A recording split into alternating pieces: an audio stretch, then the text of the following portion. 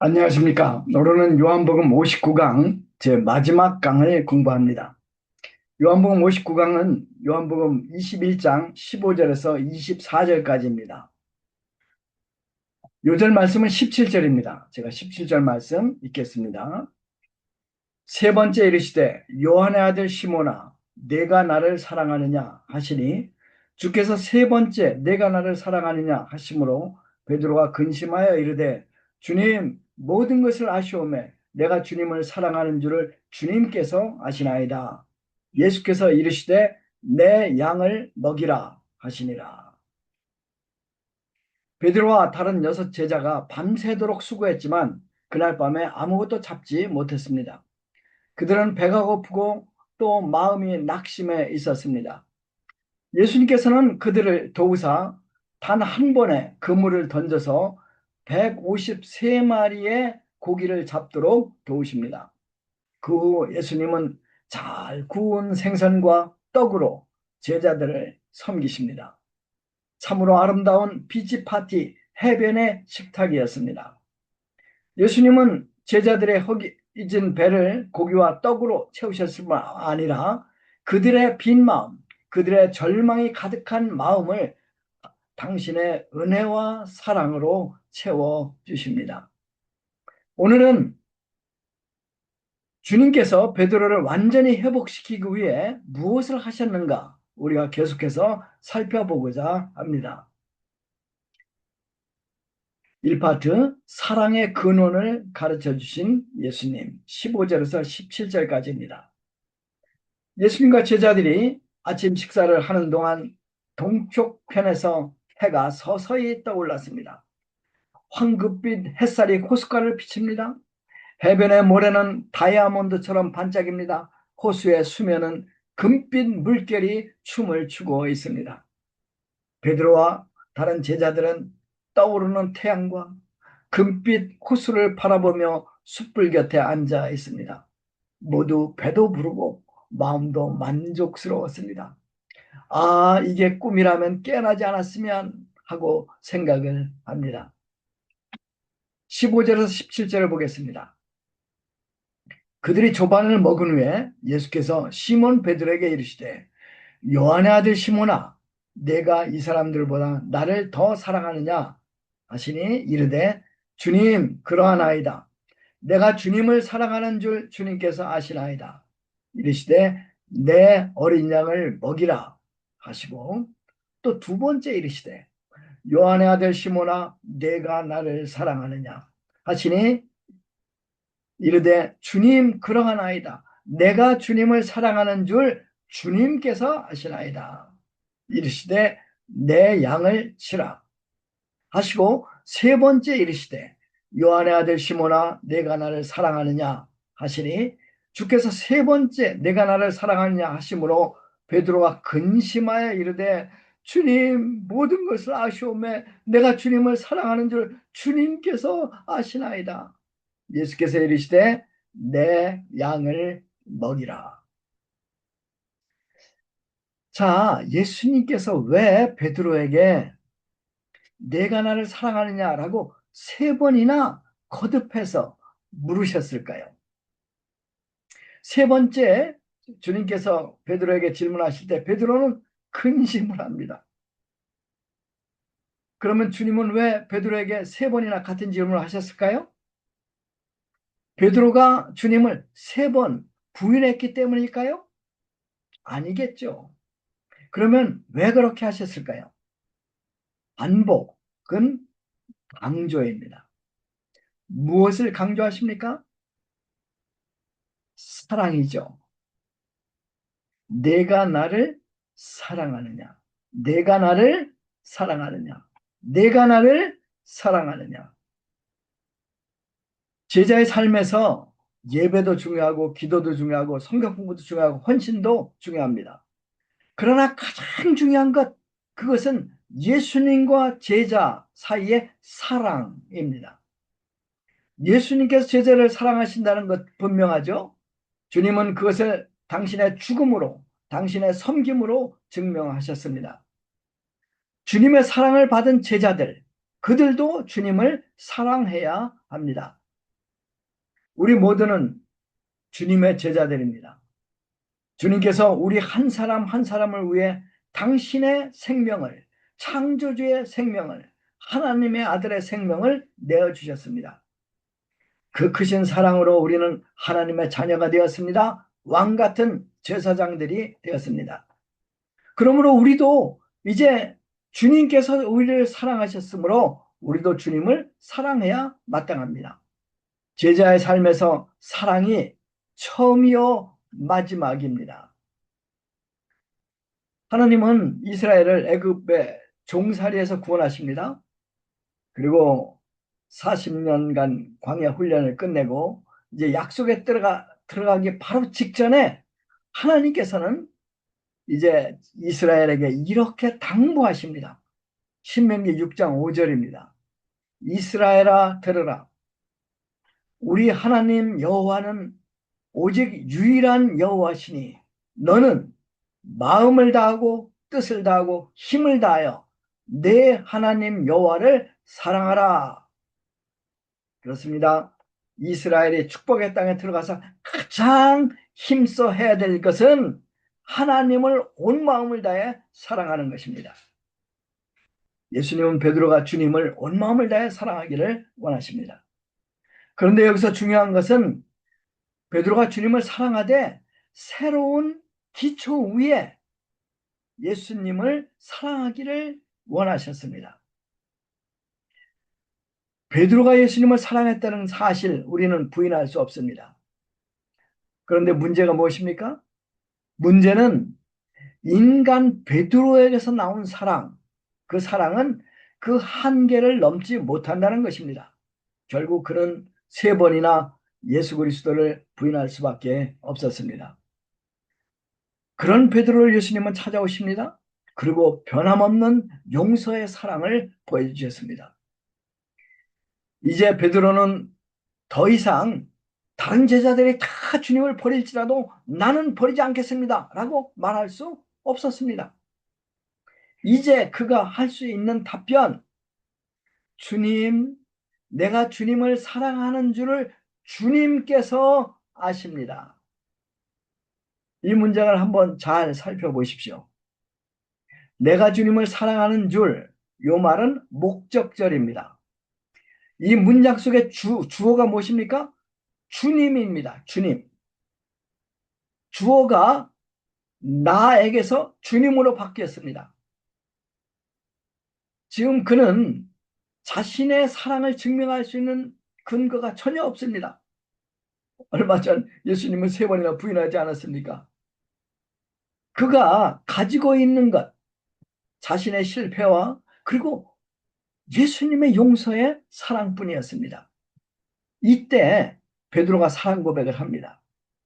그러므로 이때 한 베드로의 사랑 고백은 그 주님 그러하나이다 내가 주님을 사랑하시라 아시나이다는 그의 사랑 고백이 주님께서 그를 아신다는 지식 그리고 주님의 무조건적인 용서의 사랑 위에 세워졌음을 보여줍니다. 바로 이것이 예수님께서 베드로에게 원하신 것이었습니다. 베드로 이제 예수님 안에서 사랑의 근원을 발견합니다.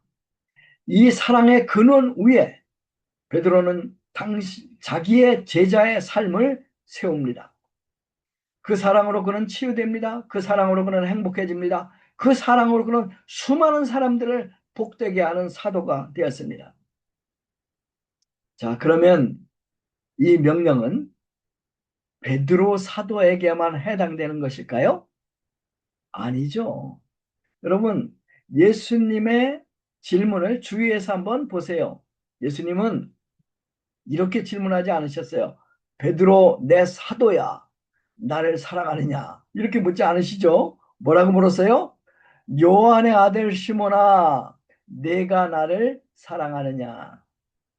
요한의 아들 시몬아, 내가 나를 사랑하느냐? 베드로가 주님을 사랑하는 이유는 직분이 아닙니다. 어떤 조건이 아닙니다.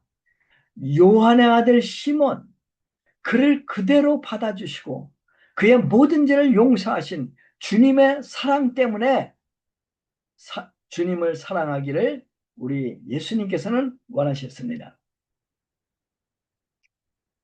모든 그리스도인들 삶에 전환점이 필요합니다. 많은 이들은 이 전환을 주님의 무조건적인 사랑을 발견하는 데서부터 출발이 됩니다. 마틴 루터도 그랬습니다. 존 웨슬리도 그렇습니다. 많은 사람들이 예수님의 무조건적인 사랑을 발견할 때 그들의 삶이 전환되었습니다. 우리 역시 신앙생활의 전환을 원합니다. 어떻게 하면 될까요?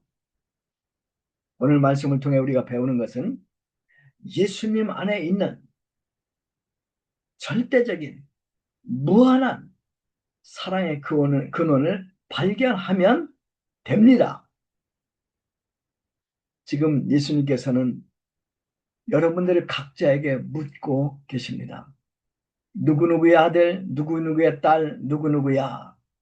내가 나를 사랑하느냐.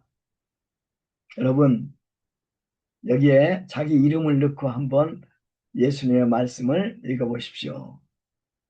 봉이의 아들 제철아, 내가 나를 사랑하느냐. 예수님은 우리를 있는 그대로 받아주셨습니다. 무조건적으로 사랑하셨습니다. 우리를 위해 생명을 내어주셨습니다. 우리의 모든 죄를 용서하셨습니다. 그리고 우리를 결코 떠나지 아니하시고 지금 우리 안에 거하고 계십니다. 하늘에서 우리의 거처를 예비하고 계십니다. 그리고 언젠가 다시 오셔서 우리를 그곳으로 인도하실 것입니다. 바로 이 예수님의 사랑이 우리가 예수님을 사랑하고 따르는 이유요 또 그 원동력입니다. 아멘. 이 파트 사명을 주신 예수님 15절에서 17절까지입니다. 베드로는 예수님의 절대적인 사랑을 받아들이고 3번 같은 사랑 고백을 했습니다. 주님, 내가 주님을 사랑하는 줄을 주님께서 아십니다. 이 고백에 대해 예수님은 이렇게 명하시지 않으십니까? 내 어린 양을 먹이라. 내 양을 치라. 내 양을 먹이라. 베드로는 예수님의 어린 양을 먹여야 합니다. 예수님의 어린 양이 건강한 신자로 자라나게 해야 했습니다. 그들을 돌보고 먹여야 합니다. 여러분, 양치는 목자, 진짜 이 양들을 치는 목자가 하루에 10시간 내지 12시간을 일해야 한다고 합니다. 이 양치는 목자들은 주일날도 쉴 수가 없어요. 왜? 양들이 주일날도 먹지 않습니까? 또 휴가도 갈 수가 없어요. 그것이 목자의 삶이에요. 목자의 삶, 전적인 헌신을 의미합니다. 이 이야기를 듣고 베드로가 예수님에게 속으로 이렇게 물을 수도 있었을 것 같아요. 주님, 왜 제가 제 소중한 인생을 나와 상관이 없는 사람들을 위해서 바쳐야 합니까? 이것이 우리의 질문이기도 하지 않습니까? 왜 우리가 다른 사람들을 위해 우리의 고귀한 삶을 드려야 합니까? 왜 내 이웃을 위해 또 다른 사람을 위해 시간과 물질을 들여 헌신적으로 그들을 섬겨야 합니까? 그 이유를 우리는 예수님의 명령 속에서 찾을 수 있습니다. 15절에서 17절 보십시오. 예수님은 내가 나를 사랑하느냐? 그러면 내 어린 양을 먹이라. 내 양을 쳐라. 라고 말씀하지 않으십니다. 뭐라고 말씀하셔요? 내가 나를 사랑하느냐? 내 양을 먹이라. 내 어린 양을 치라. 예수님께서 모든 사람을 위해서 그들을 속량하기 위해서 십자가 못 박혀 죽으시고 고귀한 피를 흘려주셨습니다. 그러므로 이 세상 사람들은 예수님께서 피로 사신 예수님의 양들입니다. 예수님께서는 당신이 피로 산 그의 사랑하는 양들을 베드로에게 맡기시는 것입니다. 이 베드로가 예수님을 사랑한다면 당연히 예수님께서 피로 산 그의 양들을 먹이는 것이 너무도 당연한 일입니다. 예수님께서는 우리에게도 주님이 피로 사신 양들을 맡기셨습니다. 우리의 이웃, 예수님께서 피로 사셔서 우리에게 맡긴 양들입니다. 요즘 많은 외국인들이 한국으로 일하러 오고 공부하러 옵니다. 이들도 곧 예수님께서 피로 사셔서 우리에게 맡긴 양들입니다. 우리가 예수님을 사랑한다면, 우리가 예수님의 제자라면 당연히 이들을 사랑하고 섬겨야 합니다. 어느 도시에 존이라는 고아가 살고 있었습니다. 그런데 존이 살고 있는 그 도시에 정의를 사랑하는 한 재판관도 있었습니다. 이 재판관은 사람들의 지위나 신분을 보지 않고 공정하게 판결하는 것으로 유명한 재판관이었습니다. 이미 많은 권력자들과 유명한 사람들이 그의 법정에서 재판을 받고 감옥에 들어갔습니다. 그의 공의로움 때문에 그는 모든 사람에게 깊은 존경을 받고 있었습니다. 그런데 이 재판관은 존을 자기 아들처럼 사랑하고 돌보아 줍니다. 학교도 보내주고 생활비도 넉넉히 대줍니다. 그런데 학교에서 존이 나쁜 친구들을 사귀기 시작합니다. 이 친구들과 존이 어울리면서 악한 길로 점점 빠져들어 갔습니다. 학교에도 가지 않습니다. 결국 학교에서 퇴학당합니다. 재판관이 찾아가 호소를 해도 이 존은 그의 잘못된 길에서 돌이키지 않습니다. 결국 존은 도둑이 됩니다. 점점 더 대범한 도둑이 되다가 나중에는 강도질까지 하게 됩니다. 어느 날입니다. 존은 어떤 은행을 텁니다. 은행 강도질을 하다가 현장에서 붙잡혀 체포됩니다.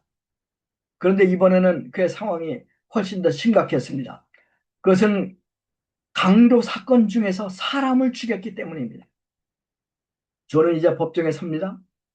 그리고 존을 사랑하는 바로 그 재판관 앞에서 재판을 받게 되었습니다.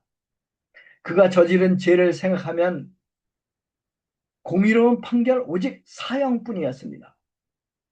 존을 사랑하는 재판관에게 존을 사형 선고를 내려야 한다는 건 너무나 고통스러운 일이었습니다. 자신이 그토록 사랑하는 사람을 재판하고 직접 정죄하고 사형 선고를 내려야 하기 때문에 재판관은 잠도 못 잤고 계속 며칠 동안 고민을 합니다. 드디어 마지막 재판하는 날이 되었습니다.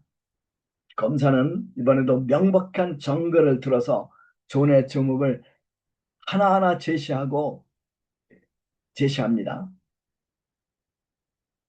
존의 죄가 너무나 분명하고 증거도 충분했기 때문에 존의 변호사는 거의